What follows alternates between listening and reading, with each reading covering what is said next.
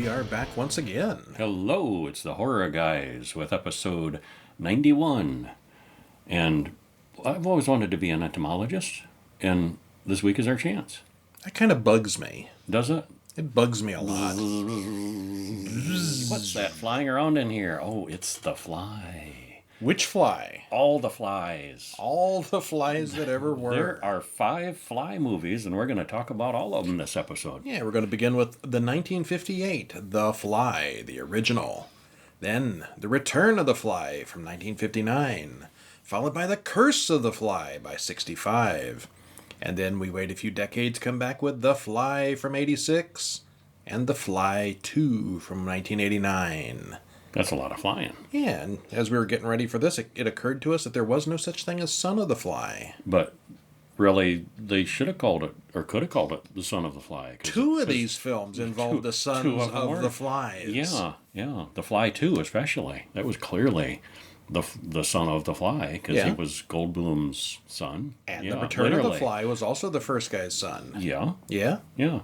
But they didn't. The third one didn't have a lot to do with anything else. No, it was the same technology. Yeah, but, the curse of the teleporters. Yes. Not so much the flies. When teleporters go bad. Yeah.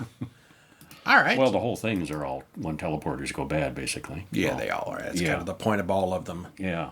So, overall, what do you think of all the Fly movies? Overall, I found them all thoroughly entertaining.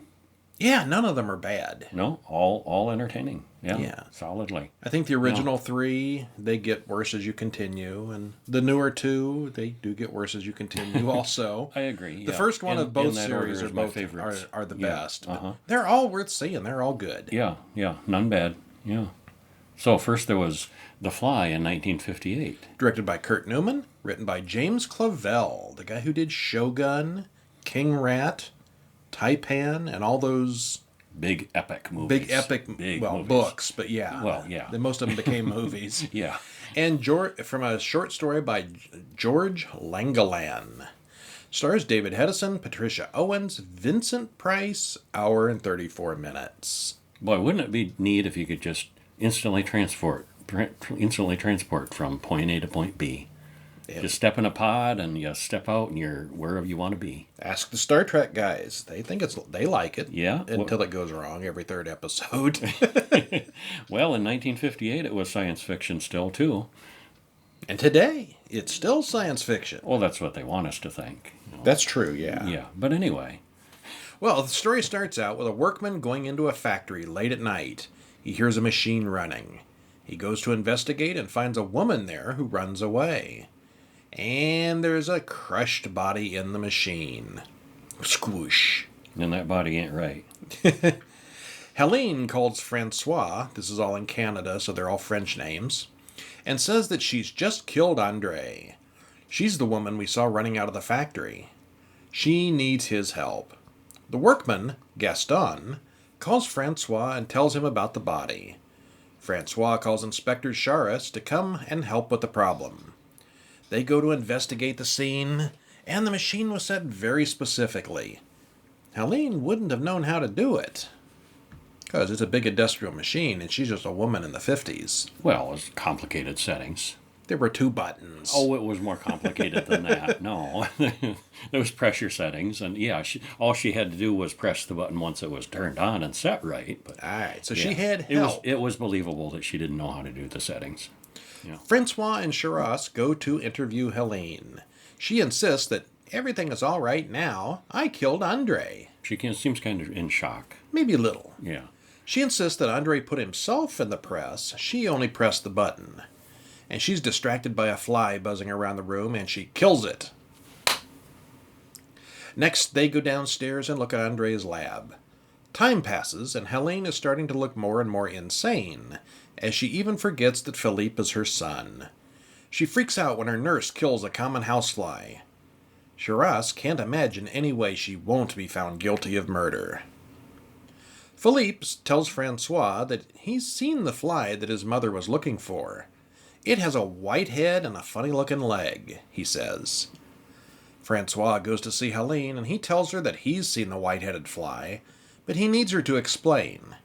He didn't really see it, but he knows enough of the story to fake her out to explain. She finally gives in and tells the story to him and Shiraz in an extended flashback. Now, I had seen this movie years ago before, and I did not remember it having the spoilers at the beginning where you know how it's going to come out for the scientist guy. Well, you still really don't. Oh, you mean yeah, died I in mean, the he's machine. mushed- Yeah, that's mushed- the first scene, yeah. Yeah, he's mushed dead. You know, that you find that right out at the beginning, that it's not going to end happily for this scientist. Yeah. And No happy endings But then, here. you know, the story and the details are good, but, you know, I didn't remember that. You know, spoiler, right at the beginning. You know, It's not a spoiler if not it's a the happy first ending. scene. Yeah. Andre finally drags Helene down to the lab to show her what he's been working on. He swears her to secrecy.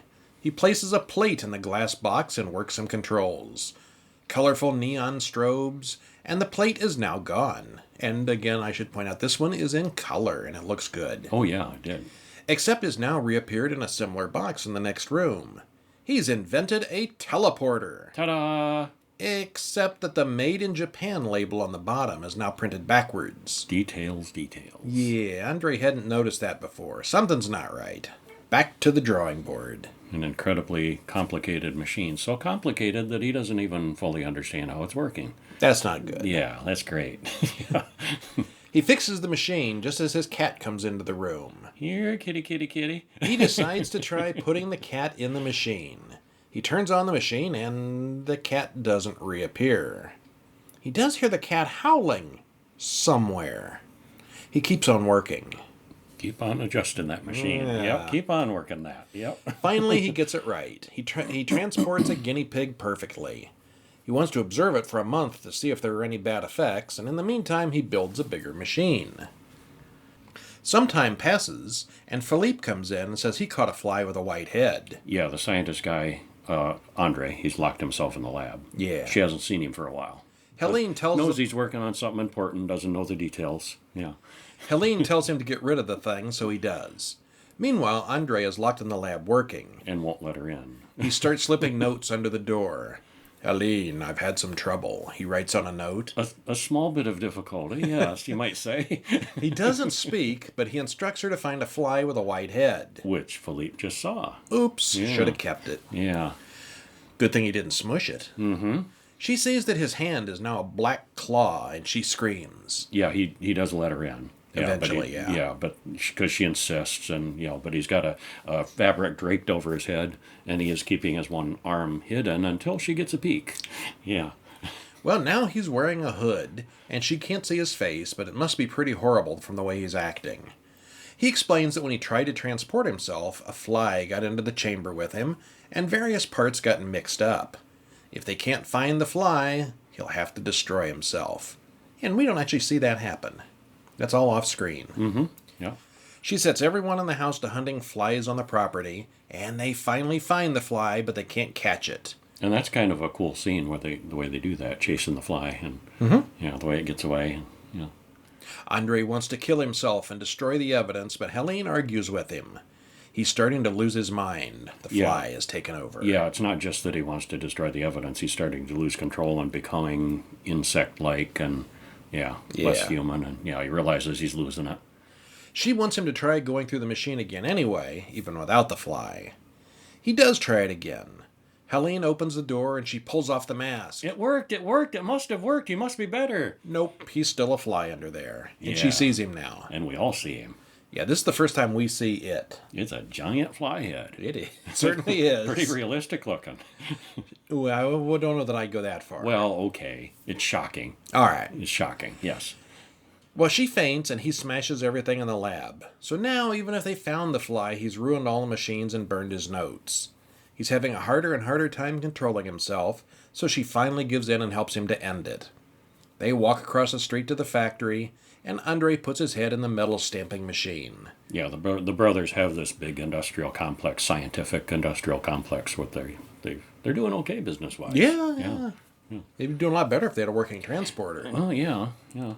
Well, he sets it all up and makes her press the big red button, which flattens his head. His hand falls out of the machine, so she has to put it back and run the machine a second time. Back in the present, Francois and Shiraz find it hard to believe the story. They don't believe her. Clearly, she's mad. And there's no physical evidence. Although, still, Supposedly the press was set to such a crushing pressure that anything in it would have been pulverized, but you know what? Just lab tests would show that not human remains in there. That there'd be giant fly guts and How fly could you parts. tell? And I mean, look at it under a microscope and do some lab tests, they didn't chemistry have tests. DNA in those days. Well, but they certainly could have told the difference between a fly and human blood, and there would have been scrapings. They probably just hosed off the machine and got back to work. Maybe. Well, the inspector plans to return in an hour with an arrest warrant. Francois goes around looking for a white-headed fly to prove she was being truthful, but has no luck. Until Charras returns with men in white coats. Philippe comes in and says he found the special fly. The two men rush to the garden where they find it, stuck in a spider's web and about to be eaten, until Charras squashes it with a rock. And that's kind of an iconic scene that y'all might have seen if you haven't even seen the movie. Help me, help me. Yep. Well, then they decided to cover up the whole thing and just let Helene go, because they knew she was telling the truth, but it was just too terrible to tell about. Well, poor old Andre. He's not the least bit mad scientisty. Just sloppy scientisty. Yeah, it happens a lot. Yeah.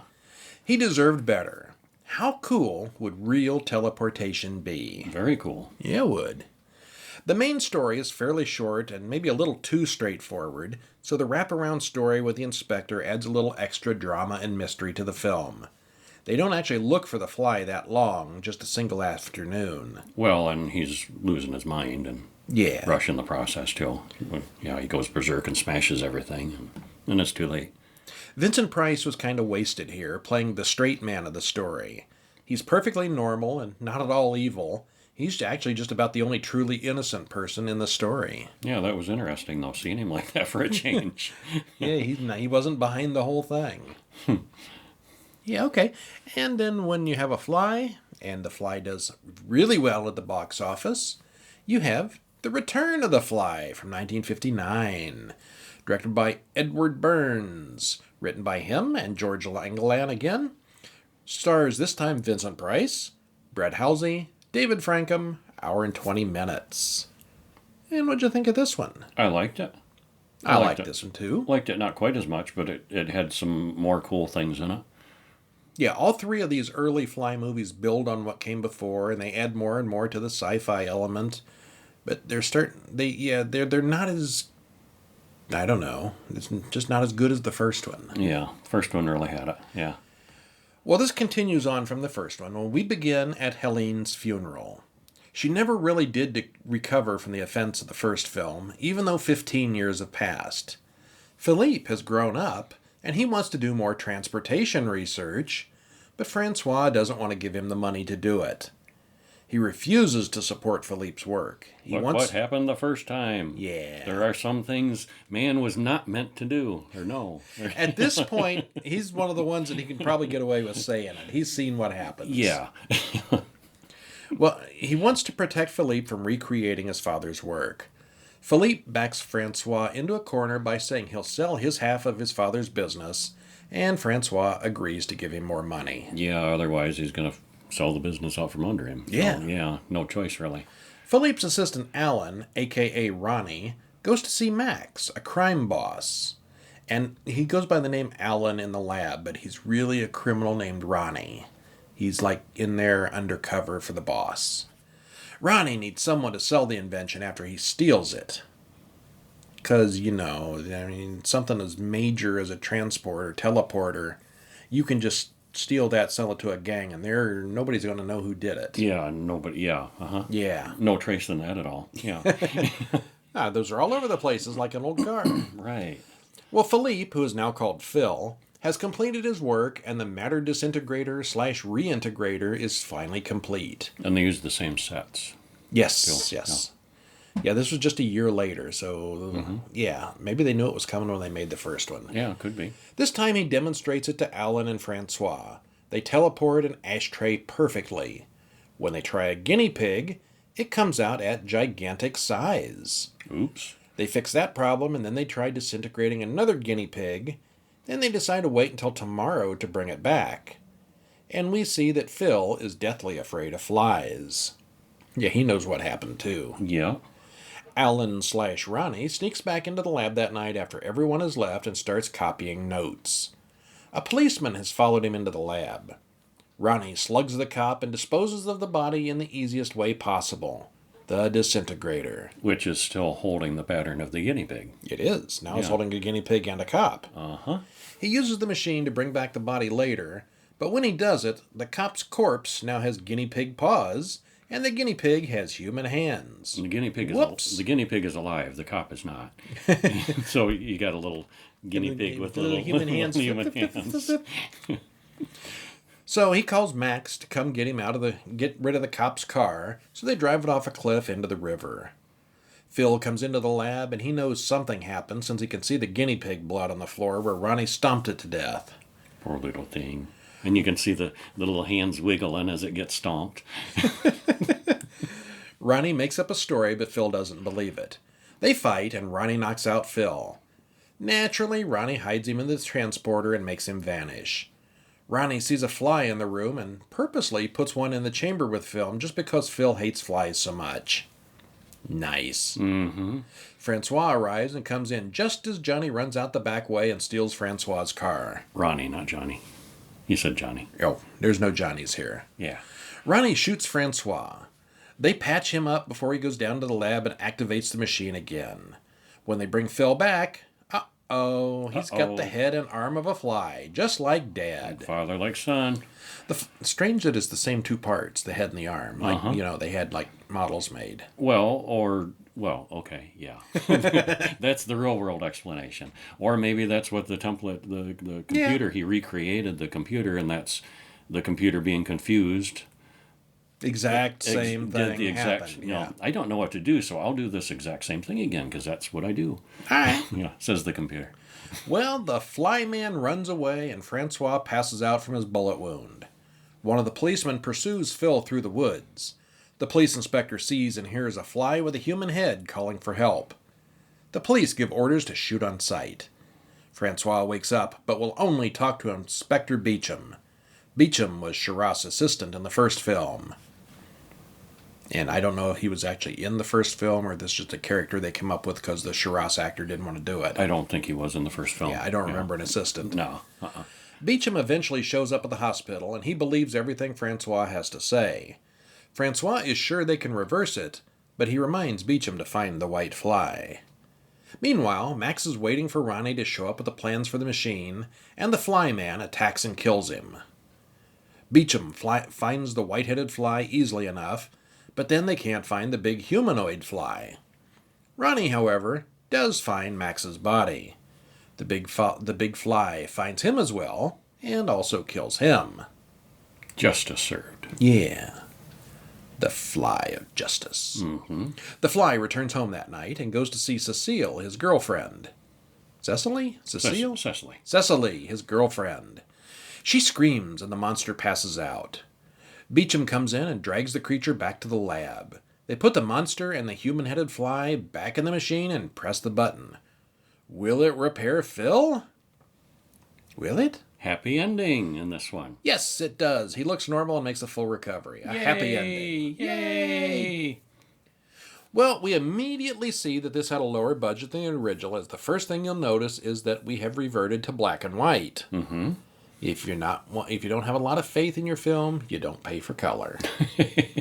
It's cheaper that way, too. It is. It was then. It makes sense that they introduced a criminal element in this film. After the disaster that happened in the first film, they'd never make that mistake again. Not without help, anyway. So how did the Phil fly even know that Max existed? He went there and killed him even before Ronnie got there. Yeah, that was an unexplained thing. Yeah. I have no explanation for that either. He just killed the first person he ran into who just happened to be the one behind all the evil. Uh-huh, coincidence. Yeah, no. Yeah. The fly mask is bigger, and at least in my opinion, a little better than the first one. Yeah, I think so. Yeah, it was more realistic. Yeah, more the first lifelike. one, it looked like a mask over his face, and this one was a whole head replacement. It was a big thing. They used the same props, equipment, and sets from the first film, which is nice. And we get a lot less setup and explanation, and a lot more screen time for the monster in this one. Mm-hmm. The story itself is very predictable and similar to many other monster films, but it moves fast and is reasonably well acted. It was good. Yeah, it And was. We recommend seeing it. Yeah, the monster itself actually looked better. And that leads us to The Curse of the Flies from 65. First was in 58, second was in 59, and this one was in 65, so 7 years later.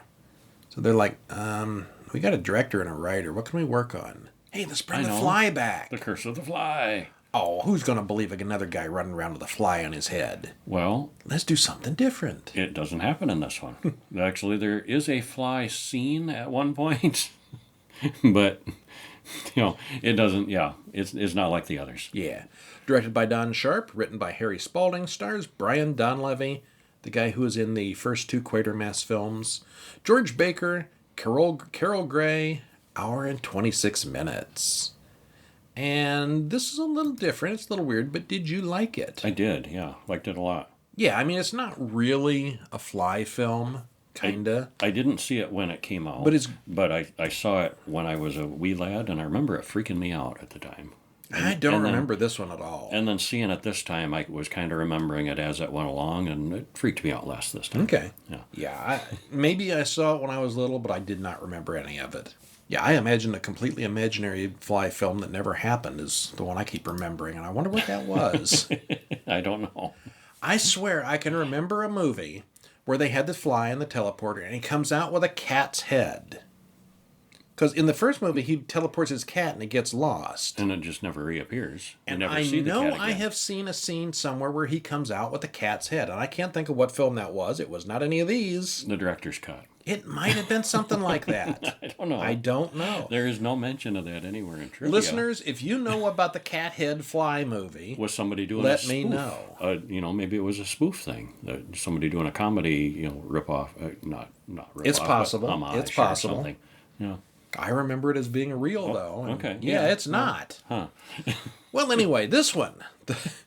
The Curse of the Fly. A window shatters, and a woman in her underwear escapes into the night. She runs through the woods as credits roll. Marty Delambre stops the car, throws her a sweater, and promises to give her a lift. He steals some clothes off a clothesline for her to wear. This is the same Delambre family, by the way. Yeah, same family. Yeah. He gives her some money and gets her a hotel room. He calls home and we see a teleportation lab. His servant calls London on the radio, and we see a duplicate of the lab there as well.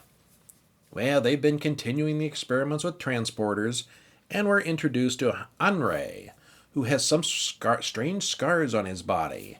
Some kind of side effect from a previous mistake. Radiation burns. Yeah. That's how they explain it. Yeah. Well, I don't think they did immediately. Well, eventually. Yeah. Yeah. Meanwhile, Martin proposes to the mysterious girl who is called Patricia. He'd pick her up in a car at 9 o'clock and propose to her that evening yet. Things move fast sometimes. Yeah, really, huh? We learn that Patricia had a nervous breakdown and was committed to an institution. She was well on her way to recovery when she escaped and ran away. Martin seems to have some kind of strange medical affliction as well. Could that also be from teleportation? What are these side effects? They're still working the bugs out. Yeah. Yeah. And we find They've been out, working a lot of bugs and, out and lately. we find out how many bugs they had to work out. Yeah. Yeah. We soon learn. Martin has to take some kind of injection, and his face is all disfigured and horrible when the medicine wears off. He's fine the next morning, and they get married. So she's an escaped lunatic, and he's a mutant of some kind. Not as long as Perfect it's medicated. couple. Yeah. Tell that to schizophrenic. It's fine as long as they're medicated. Mm-hmm. The police are tracking down Patricia, and they learn about Martin. Martin returns home with some equipment and also his new wife. His father, Henri, is getting ready to be deported because he entered London without a passport. Just He teleported. teleported there. Yeah. They don't believe that he teleported in, so he needs to teleport back home before they come for him.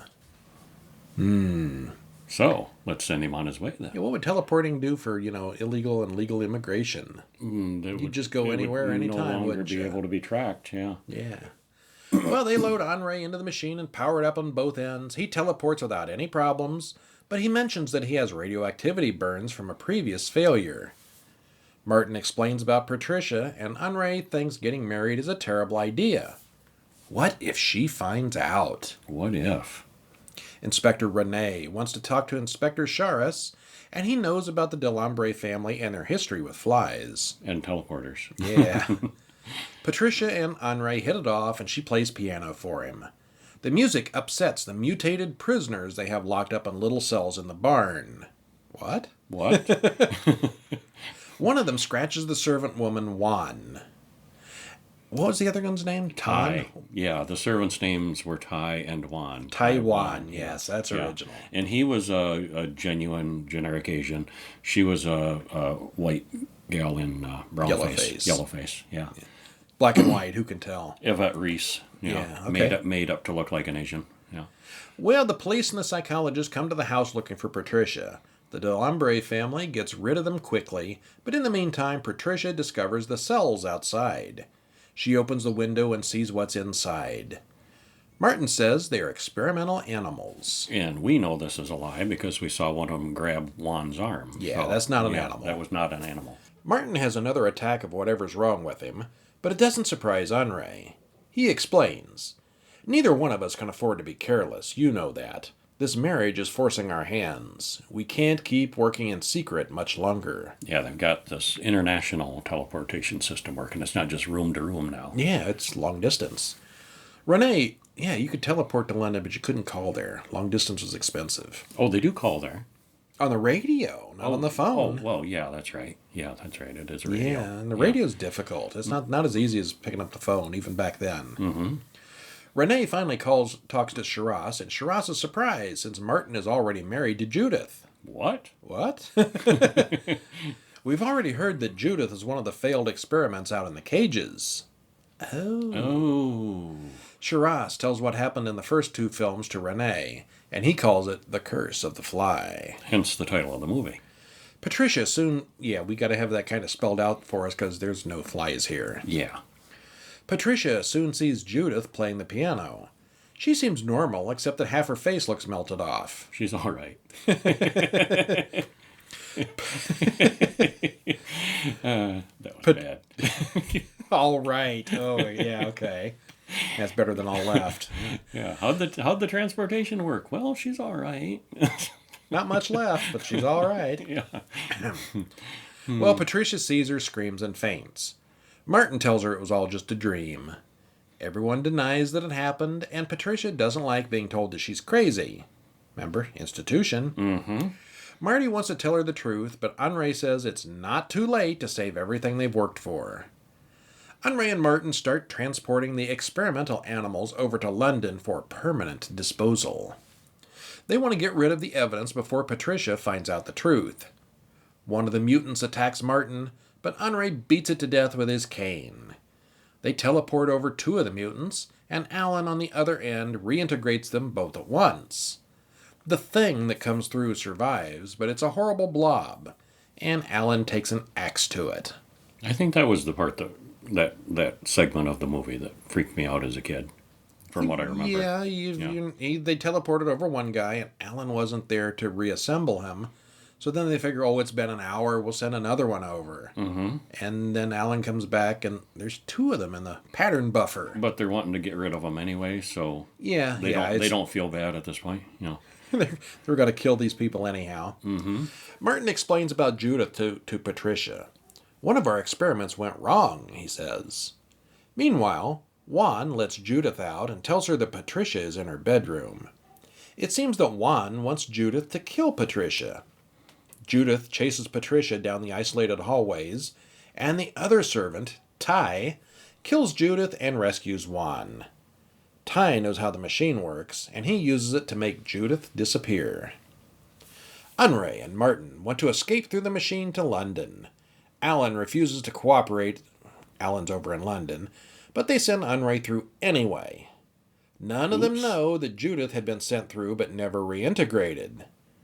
We know that Henri will merge with Judith upon his successful teleportation, but it turns out that Alan has already destroyed the machine on his end, so that'll never happen. Nobody will rematerialize. Henry and Judith are simply lost in the air somewhere. Mm-hmm. Yep, 500 years from the future, someone will invent a teleporter, and out they come. And Alan, at no point, he could have said, "No, don't.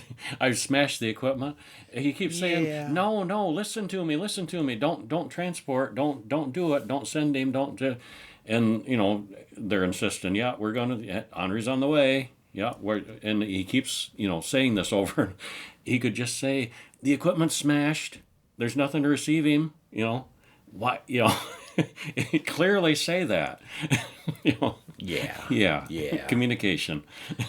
Well, Marty is ready to send Patricia through to London also, but he has another attack and reverts to his monstrous true form. The inspector comes in at just the wrong time and sees Martin, who has completely decomposed into a skeleton. Well, that was clean and abrupt. Yeah. Well, this borrows a lot of ideas from the first two films, but is very dissimilar to the first two. For one, there's no fly monsters in this one.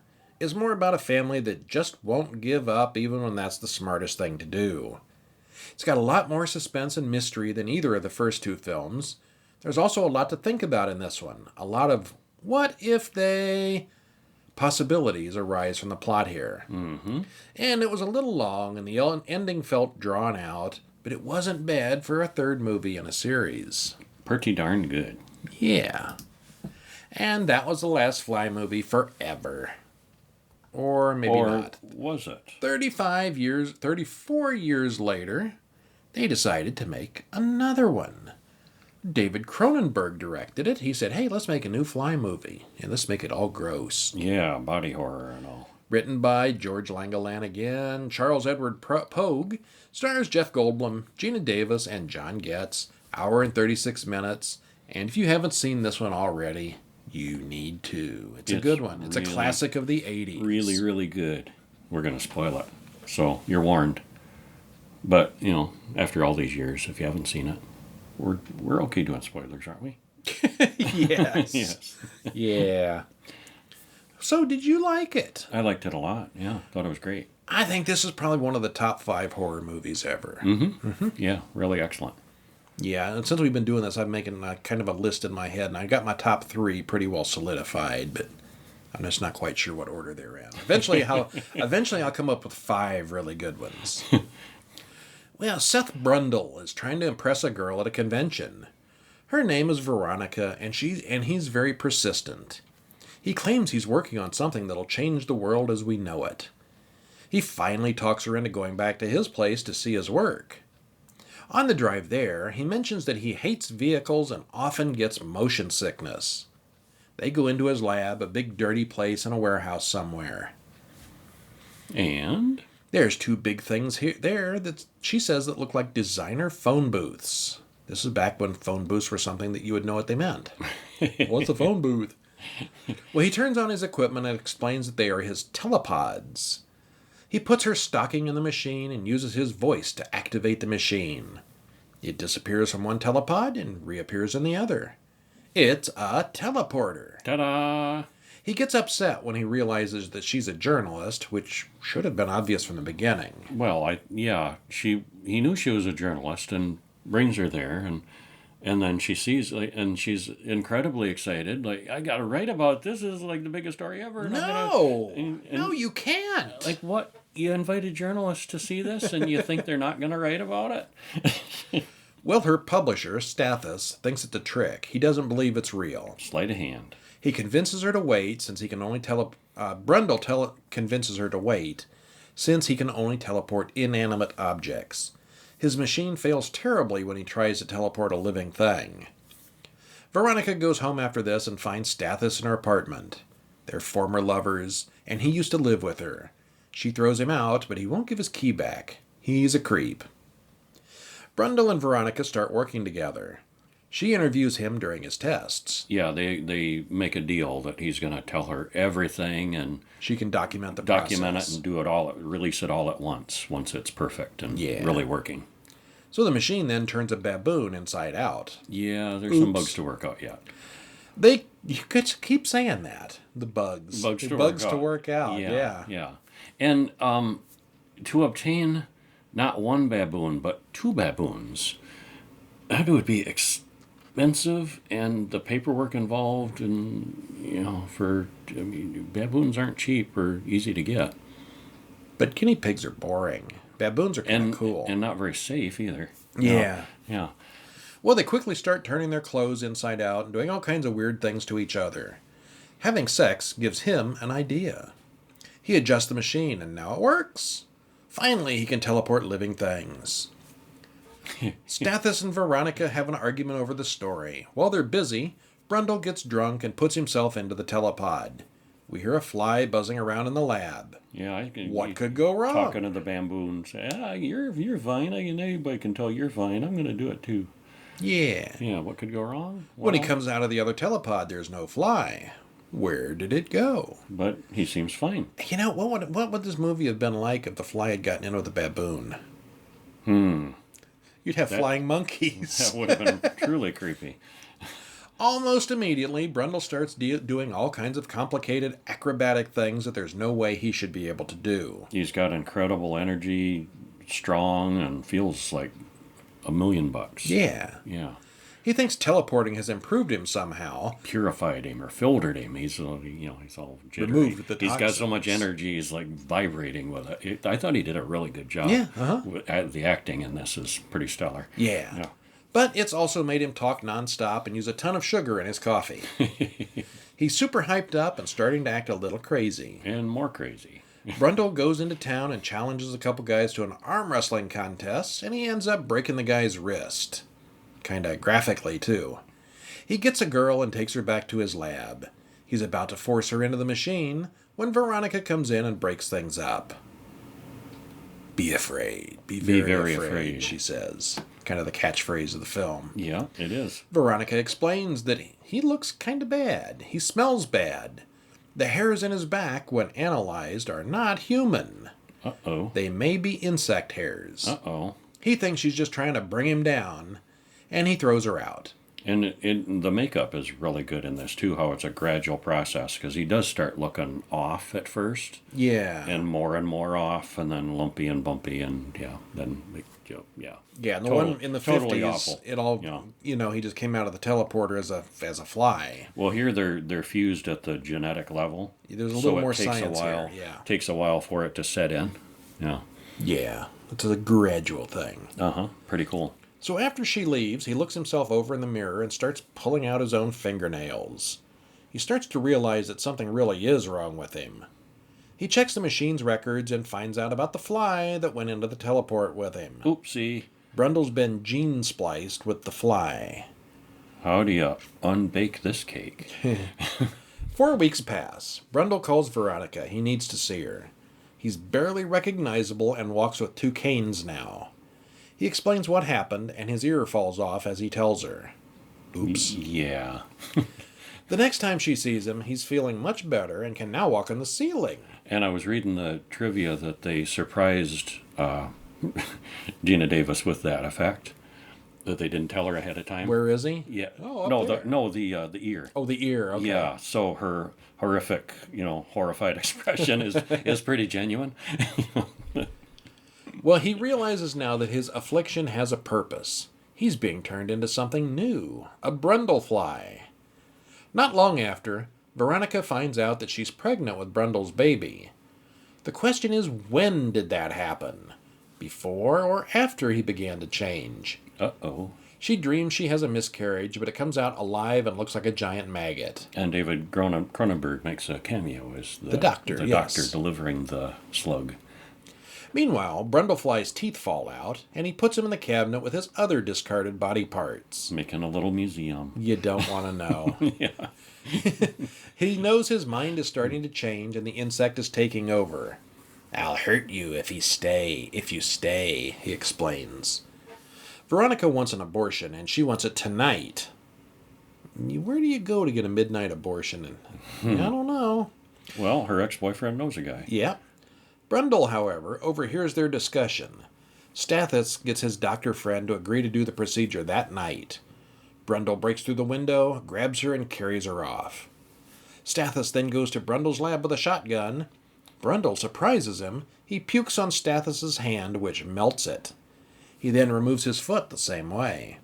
Stathis then passes out from the shock. Brundle has modified his machine to take two people and merge them together into a third combined being. Well, and it's even going to be more diluted because she's pregnant. So, Yeah, that too. He's thinking that'll, he can't reverse the process, but at least, they'll be Diluted. humanish, as one being, which would be kind of weird. Yeah, it would. He expects her humanity to weaken the fly DNA inside him.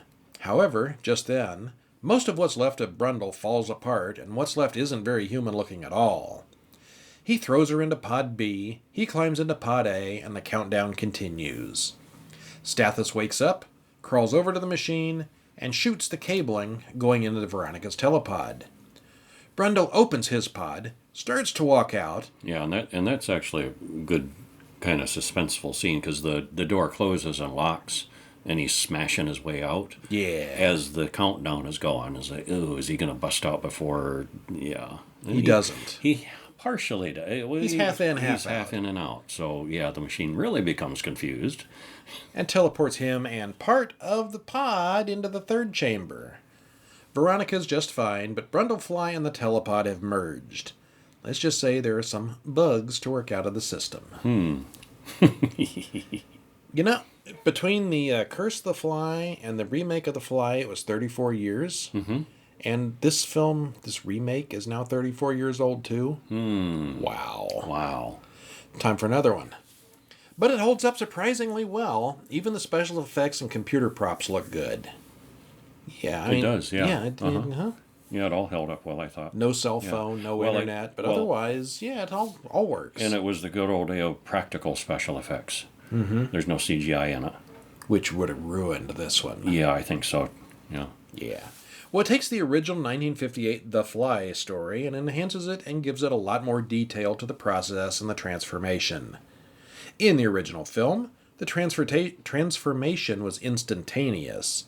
But here, the transformation is the main thing. All the horror comes from his slow evolution into a monstrous thing. There's a lot more exposition and explanation in this one as well. The DNA splicing angle makes sense and is more or less believable to someone who is not a geneticist. At least they tried to explain it all reasonably. Probably a geneticist would shake their head I'm sure, yes. Roll their eyes many times throughout this. But Sounds good to me. But we believed it. Yeah. And I kept wondering why Stathis had to arrange for an abortion when it was completely legal in 1986.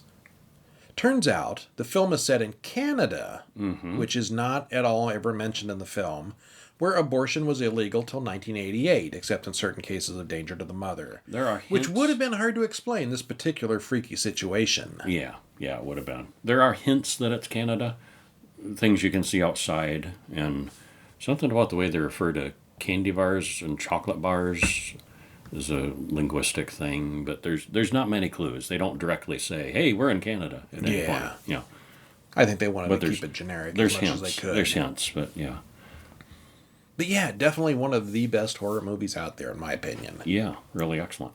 Which then brought about The Fly 2 3 years later, 1989's The Fly II. The sequel. Directed by Chris Wallace, written by Nick Garris and Jim Wheat, stars Eric Stoltz, Daphne Zuniga, and Lee Richardson, hour and 45. This is the longest of the bunch. Did you like it? Yes, liked it. Liked it a lot. Very good. It's alright. Very entertaining. It's alright. It was very entertaining. The weaker of the two, definitely. Oh, yeah, for sure. But, yeah. Well, Veronica is back and giving birth as Stathis watches on in concern. Stand in. Definitely stand in, yeah. Gina Davis didn't want to reprise her role, so they got somebody who resembles her vaguely and matched the hair, and they don't show her face. It's a giving birth scene, and that's about it. Yeah, that's all. Yeah, she dies in childbirth. Mr. Bartok comes in secretly to watch the procedure. It's a weird-looking creature, and Veronica dies giving birth to it. The monstrous baby splits open, and there's a normal-looking human baby is hiding inside. Credits roll. Now, in the original movie, the name Bartok comes up a couple of times. Mm-hmm. That's where he gets his supplies, and that's the people that are paying Brundle. So, yeah, Bartok is a new character, but the name was there before. Yep, it was. The child grows at an unusual rate, and it has some genetic anomalies. He has a photographic memory and never sleeps. Bartok introduces himself to little Martin, and they become instant friends. He annoys the scientists regularly because he's too smart for them. Yeah, they raise him in a lab, give him, pretty limited freedom. He can't come and go. He's kept there under glass, basically. Yeah, well, he's curious about what's in Zone 4, where he's not allowed to go. And he's smarter than the scientists that are observing him. By far. Yeah. Martin hacks the computer and gains access to Zone 4 and crawls through the air vents. He finds many experimental animals in cages, including a big golden retriever that he likes. The next night he goes back, but the dog has been transferred to a different bay.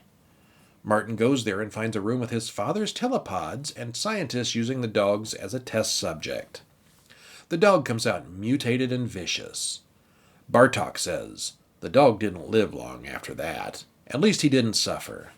Yeah, the kid sees it and is upset, understandably. And Bartok and the scientists hustle him out of there, and Bartok's like, no, it's okay. The doggy didn't suffer. The doggy didn't suffer.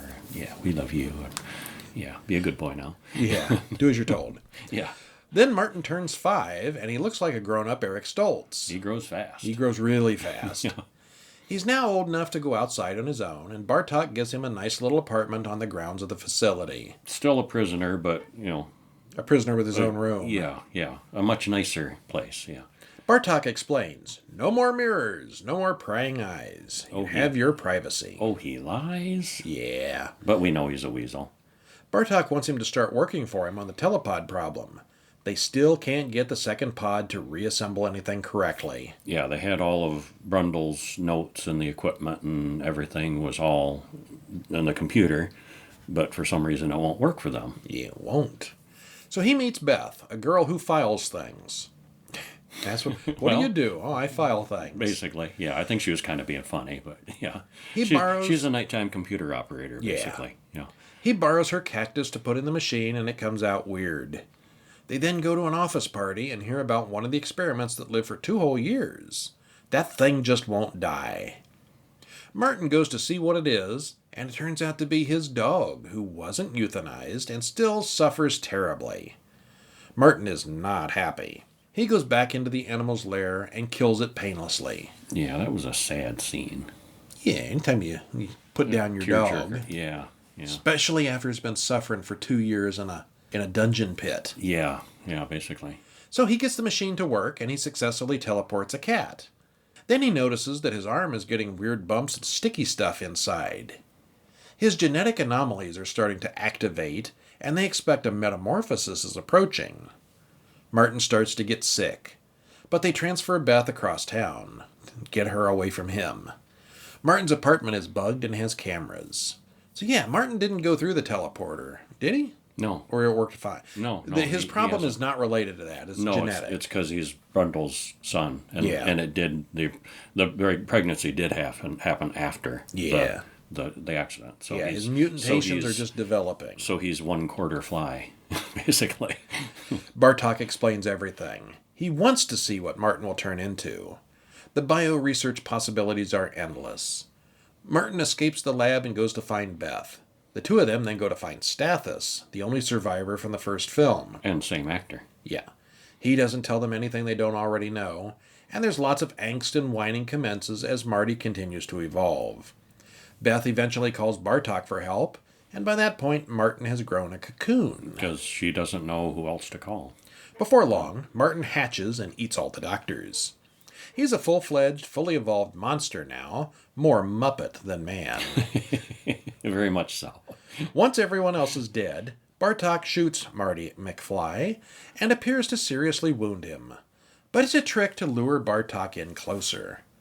Martin grabs him and activates the telepods in gene-swapping mode. Oh yeah, and that was something that he had set up before he ran away. He booby-trapped him with a password. Doomsday password, where if they guessed the password wrong one time, it would wipe the entire computer program. And so they're stuck. They're really stuck without him now. Yeah. But then he knows the password and grabs Bartok and types in the password, which is... Do you remember? I don't remember. Dad. Okay, all right. One of those hard ones to crack. Yeah, but it was sad.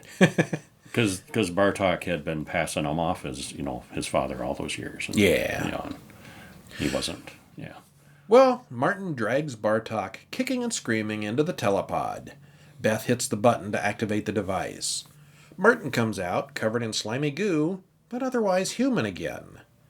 Bartok, on the other hand, is a nasty mutant pile of glop, but he's alive too. They end up putting him in the sad dog's cage because he deserves justice for making the dog suffer. I guess. The end. Yeah. So, Well- so Martin is completely human and will age normally from that point on.